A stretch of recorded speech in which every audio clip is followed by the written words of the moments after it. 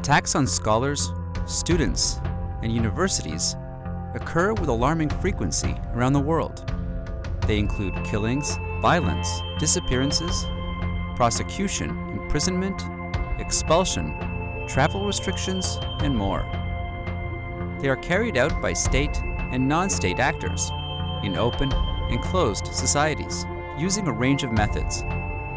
But they all share one goal: to punish learning and silence ideas. The impact of these attacks go well beyond their direct targets. They send a message of intimidation that can undermine entire higher education systems and shrink the space for everyone to think and ask questions, especially of those in power. Scholars at Risk's report Free to Think 2018 documents these attacks with the aim of raising awareness, protecting vulnerable individuals, encouraging accountability, and deterring future threats. The report analyzes 294 attacks on higher education communities in 47 countries over the last year, including severe violent attacks on higher education communities, including armed attacks on campuses in Afghanistan, Kenya, and Nigeria, and targeted attacks on individual scholars in Pakistan and Yemen. Sweeping measures against scholars and students in Iran, China, and Turkey, with thousands dismissed, prosecuted, and imprisoned.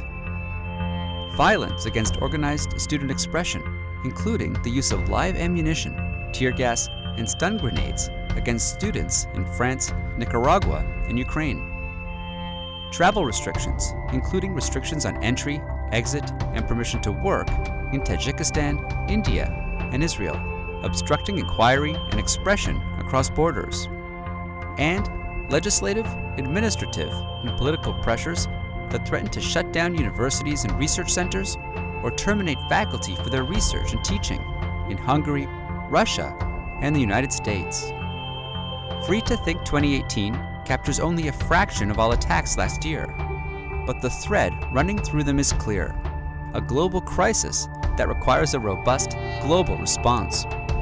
Scholars at Risk calls on states, higher education leaders, and everyone to join us in responding to this crisis, to reject violence and coercion aimed at restricting peaceful inquiry, to protect threatened scholars, students, and universities, and to reaffirm publicly their support for the principles that critical discourse is not disloyalty.